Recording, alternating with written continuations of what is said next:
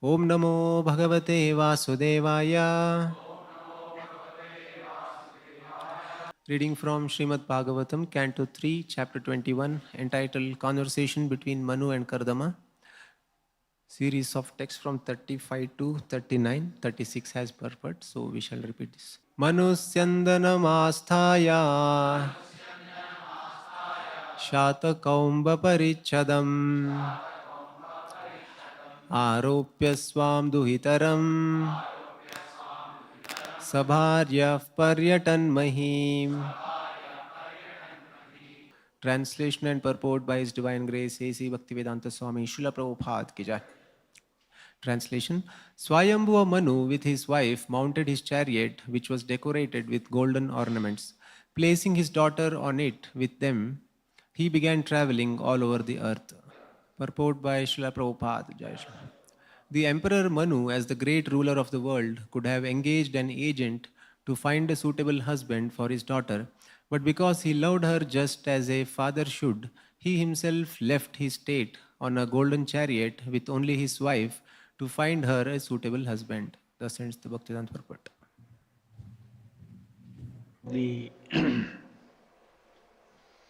As per the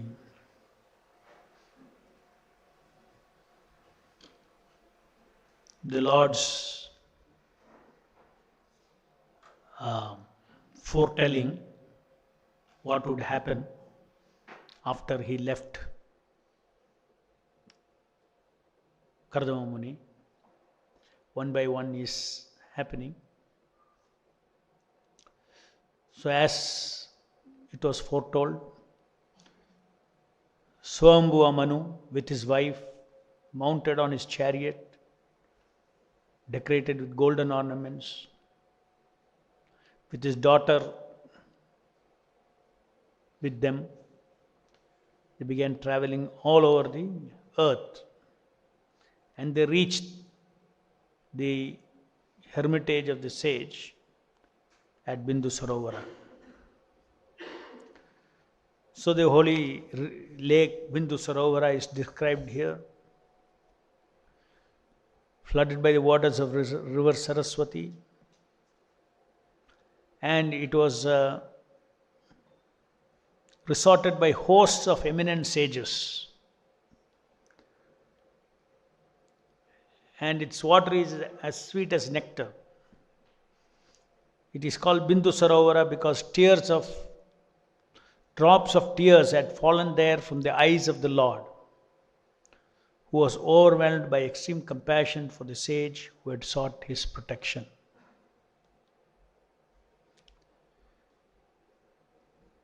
So the Supreme Lord, for him there is no difference between material world and the spiritual world, because everything is coming from him. So the material world, anything he drops, whether it is drop of tears from his eyes, or whether it is sweat from his toes, they are all transcendental substances in this material world, pure transcendental substances, which are non-different from the Lord. This is a great science. If one simply accepts these facts as the Shastras reveal, then one can take full advantage of it. As Prabhupada says, even now, people are able to take a dip in the Ganges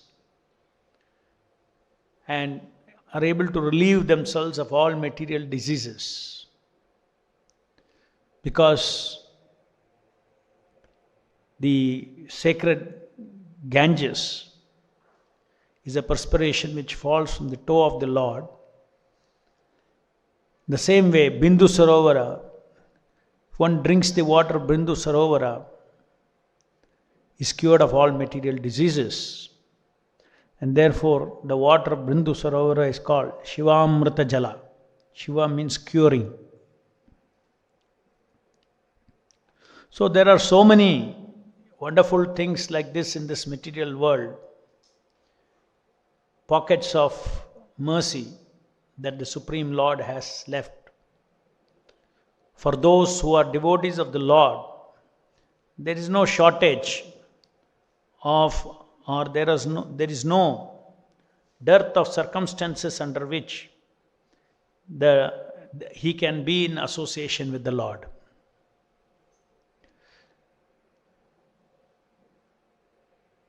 It is said here that the tears that has fallen into Bindu Sarovar, they are tears from the eyes of the Lord, who was overwhelmed by the compassion for the sage who sought his protection. The Lord is a wonderful person. He has also tears of joy. These things we have to be understood in a different way. Otherwise, one cannot comprehend these activities of the Lord. Because they look like, why would the Lord have that weakness of that feeling? Especially for Kardama Muni, who is in the material world. And he is desiring some material things. Why the Lord would have such feelings? Be a question that arises in the mind. Especially the impersonalist, they cannot comprehend these things. And because of even we, contaminated by the impersonal understanding of God, sometimes we cannot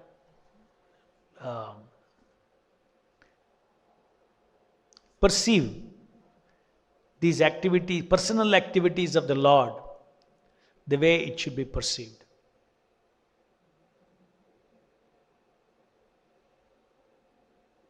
Just like the Lord's activities 5,000 years back when he was here, he enacted his pastimes in Vrindavan, loving pastimes. Lord enacted loving pastimes with the gopis.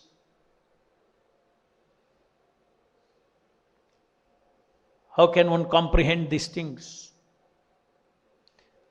For that the acharyas have explained that the Lord's personal activities are facilitated and arranged by the internal potency of the Lord. The Lord surrenders to the internal potency of he gets influenced by his internal potency of the Lord. And that is his pleasure. The internal potency's job is to create a situation, create an environment in such a way that the Lord can perform his loving activities with his devotees.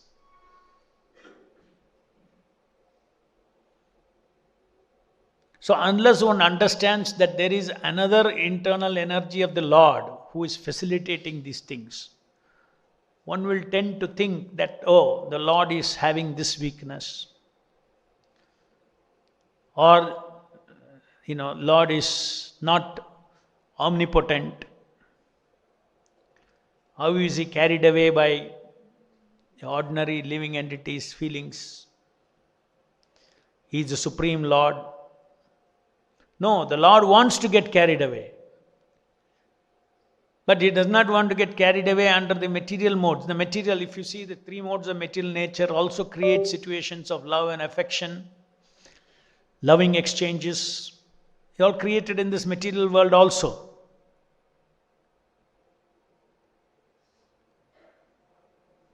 And the entire Bhagavatam, everywhere the entire centerpiece is, central message is that we should become detached from all these attachments, love, affection, everything, and then transcend these things. This is the central message. When that is a message in this material world, how is it that the Lord is ultimately the absolute truth? He is also influenced by feelings that look similar to this. The pastimes between Krishna and the gopis, they look similar to the relationship between young boys and girls in this material world. In fact, in this material world, all these rasas are created, all these rasas are existing by the arrangement of the Lord in the external energy, so that in the human form of life, we can understand the vocabulary of what is different kinds of rasa. Conjugal rasa, madhuri rasa, sakya rasa. That is why in the material, in this human form of life, you see wonderful, everything is transient, but the vocabulary is there. There are nice relationships. Everything is terminated, everything is inebriated, no doubt. But the sample is there. You cannot say it is not there. Intense loving affairs are there between boys and girls. There is loving affection between parent and children. Nice family feelings are there. Sense of belonging is there. All this world is full of that. Of course, here in this material world, it is too brash in the sense, in this earthly planet, everything is, it's not that much that great, though there are samples. But if you go to the heavenly planets, these things are all amplified a lot. What is pleasure? Sensual pleasure. Nice relational pleasure. There is nothing wrong with all these things, because the jiva's nature is to enjoy all these things. But to enjoy here in this material world is what is wrong. So we don't, as personalists, as Vaishnavas, we don't hate relationships. We don't say that, relationship is Maya. But we say bodily relationship is Maya. But relationship is not Maya. Because in the spiritual world, there is relationship between the spiritual Satchidananda bodies. So in fact, in the material world, these nice, sweet, just take, if you see now, Kardama Muni is going to experience so much pleasure, all sanctioned by the Supreme Lord. The material world is a place where the jivas, if they want, very high class pleasure is provided. And it is not necessary that one will forget Krishna if he gets that. Like Kardama Muni is very, very Krishna conscious. And then he had this desire, and then all these desires are being satisfied. A description of Bindu Sarovar, like the Prabhupada translates, resorted by hosts of eminent sages, because these are all maintained by the sages, these wonderful, these holy lakes, and it's like a resort. Even demigods, they also come like that. It's a resort. So, in other words, if you see the philosophy of absolute truth as presented by the Vaishnava philosophy, is all inclusive of all the variegatedness that you see in this material world, all the variegated kinds of pleasures and anandas that you see in this material world. It is there in perfection in the spiritual world. And even in this world, when the living entities are enjoying that, the Lord, for his devotees, because Lord is expanded as Paramatma in the hearts of all living entities, The Lord is there as a Garbhodaksha Vishnu, Shirodaksha Vishnu. The Lord is, it is Lord's Leela. This material world is also Lord's Leela. Ye tamam prapadhyante tam sati bhajamyaham. It's also Lord's Leela. There's nothing that is not Lord's Leela. So this is also Lord's Leela. By His mercy, the living entities in this material world, as per the laws of karma, they get what they deserve. As Kama Bhaktas, they get what the Lord, mercifully bestows upon them, even if there is no karma. By their pious, by their prayers, the Lord is always very kind to the devotees. He is Parameshwara. He can do anything. He can sanction anything to anybody. So, the material world is not to be understood to be without the Lord, without the control of the Lord. Everything is under the control of the Lord. Prabhupada explains that even in the material world, things are for people, let's say people are having steady families, family life, children, then, some sense of security, income, all these things. If you see Bangalore city, so many families are living. Everything is not chaotic. There's a sense of togetherness there. That who is creating that sense of stability for them also? It is the Lord. He is the maintainer of all living entities. He maintains them. So in the material world, the Lord's hand is there in everything. And it is He who is facilitating the living entities' journey in this material world for only one purpose. The living entity is in this material world. Continuously it is meant for rasa. It is meant for pleasure. It is meant for happiness. It is meant for power. It is power rasa, love rasa, pleasure, sensation rasa, knowledge rasa. Every living entity in the material world is just one or the other. Is always at every moment he is pursuing one of these things. And this material body is created, and this material body, the living entity enjoys all these kinds of things. So ultimately, the Bhagavata philosophy is talking about all these things. If the simple philosophy is forget about this material world, then the entire Bhagavatam, so many things need not be described.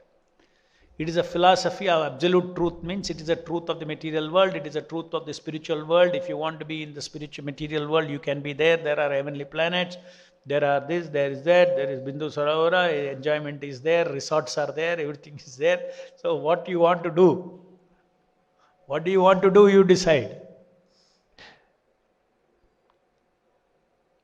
And the sweetest, all these things are sweet, sweet, sweet, and nice, sweet things are there in the material world also. But the sweetest thing is to be with Krishna. And that is the constitutional taste of every living entity, is to enjoy rasa with Krishna. And that is actually the ultimate goal of this material creation. Even Mahavishnu, the Garbhodaksha Vishnu, Shirodaksha Vishnu, they are all serving the Supreme Lord. They are churning this material world with so many jivas. With the material energy, in a very directed manner, he is teaching the living entities the vocabulary of spiritual world, and finally making the living entities understand that this sweetness, if you want, it has to be with Krishna, the Supreme Absolute Truth. And with Krishna, in Krishna's world, there is another world. The omnipotent Lord, unlimited worlds are emanating from Him, and is just inconceivable what is Lord's enjoying capacity. Anandamayobhyasat. Everything in existence is the Lord's, meant for Lord's enjoyment. This is very difficult to digest. When we digest this, then we become Vaishnavas. Everything is meant for Vishnu's enjoyment. And we are all his servants to facilitate his enjoyment. And then he takes care of us, he takes care of our pleasure. We are tiny living entities. Our enjoying capacity is also very limited. The material world does not exist for our enjoying capacity. The material world exists for Krishna's enjoying capacity. His enjoying capacity is unlimited. So even to think of Krishna's, what would be his unlimited enjoying capacity, a person with this unlimited enjoying capacity, that itself will purify our mind. Just thinking of Krishna's unlimited enjoyment capacity. And our sense of enjoyment will just go into oblivion. We get purified of our independent enjoying sense when we think of Krishna's unlimited enjoyment, varieties of enjoyment.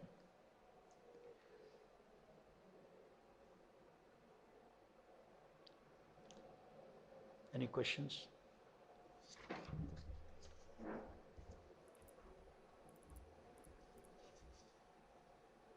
Here.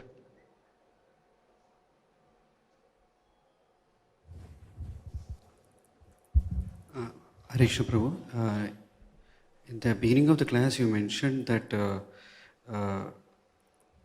we devotees try to see the actual relationship and hate the relationship with the body. We hate the relationship of the body and we try to see the actual relationships. Can you try to explain, Prabhu, further? We hate the relationships of body, like that you mentioned, Prabhu. As Vaishnavas, we don't hate relations, but relationship with body is bad. Yeah. You see, as Vaishnavas, first we have to understand the truth. The absolute truth, in absolute truth, relationships exist. Personalities exist. And you are also a part and parcel of that Supreme Personality. This exists. So, path of perfection means, in the human form of life, we get an opportunity to perfect our life, means to perfect that relationship. Now, the relationship in this material world, which is perverted relationship, the symbol of relationship is there, but actually they are not. Take for example, we are persons who can think, feel and will. But then immediately as we fall into this body, we start mapping our self-concept as this body. So my individuality becomes this body.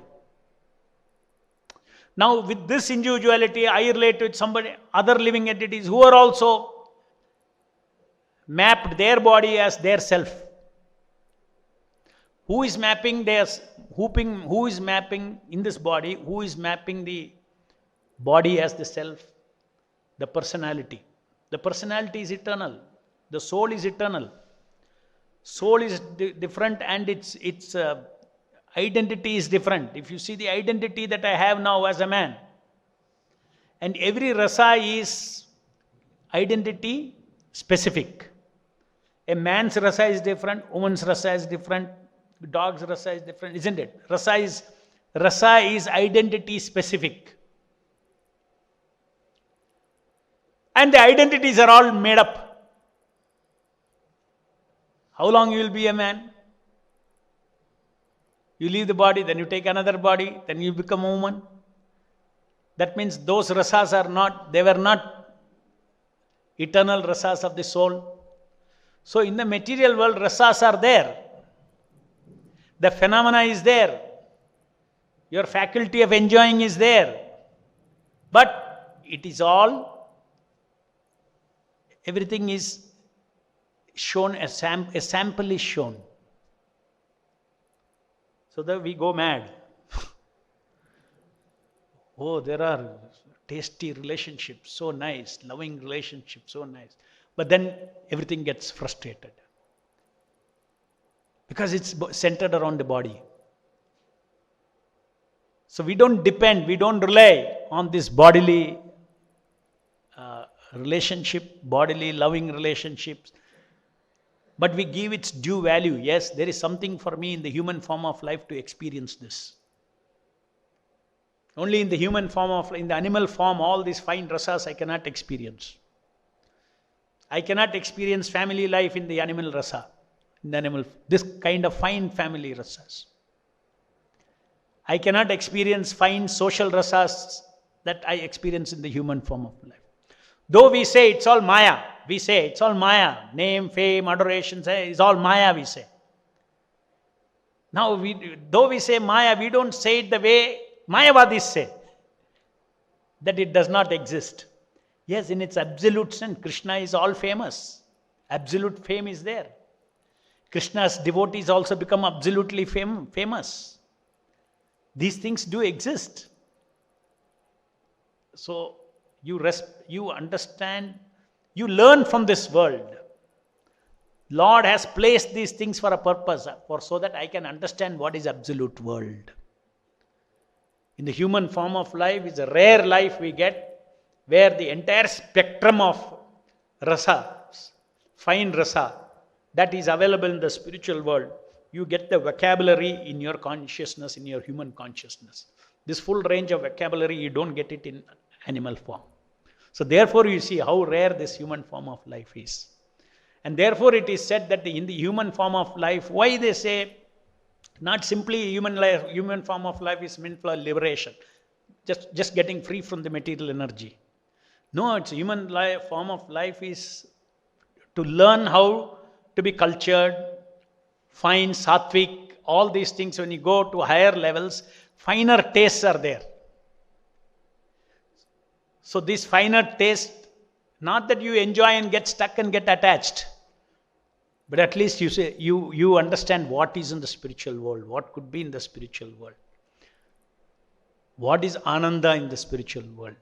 What is the varieties of Ananda in the spiritual world? And ultimately one understands that in the spiritual world, everything is centered around the Supreme Lord. So it's a very big difference between the way the impersonalists think of all the varieties, enjoyment. We Vaishnavas perfectly understand the purpose of Lord's creation, why all these things are there, everything. They don't deny. Just like you say, Prabhupada says, man and woman come together, it's like butter and fire. It melts. It's Lord's creation. Now don't try to counter it. It's Lord's creation because He has to, there are the relationship between man and woman, the conjugal relationship is sweet. But in the material world, it's not like that. It's sweet, but it will tend towards something else.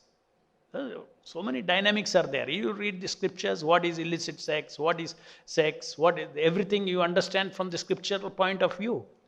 Krishna says, I am sex life according to regulatory principles. Krishna himself says, I am sex life. So everything has its place.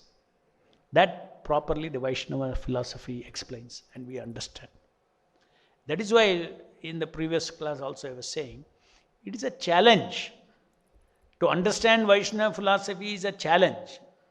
To understand impersonal philosophy is very easy. Neti, throw out everything that it doesn't exist. Here you have to understand from 4 hands to 2 hands to 8 hands, everything you have to understand. Why God is blue, why is Rama, why his dress is, all details you have to find out. What is Sudarshana doing, what is Gada doing in the Vaikuntha, everything you have to understand. Just see, it's a whole, never-ending subject. Not that there is no meaning, there is meaning in it. But if you say everything is Shunya, everything is one Brahman, impersonal, nothing to understand, nothing to analyze, ho gaya.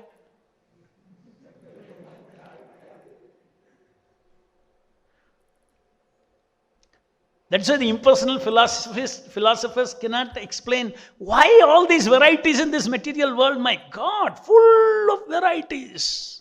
Enjoyment, varieties, relationship. You go to the experience of it, it's so rich in this material world. The experience is so rich.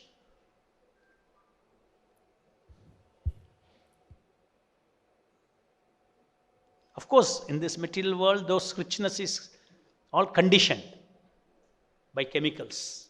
It's all originated by chemicals, but the symbol is, the chemicals are all, this robotic body is created in such a way that it, as far as experience is concerned, it will duplicate the experience in the spiritual world.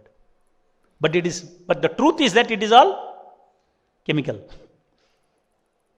Scientists have found out what is a chemical that operates when a boy and girl are attached.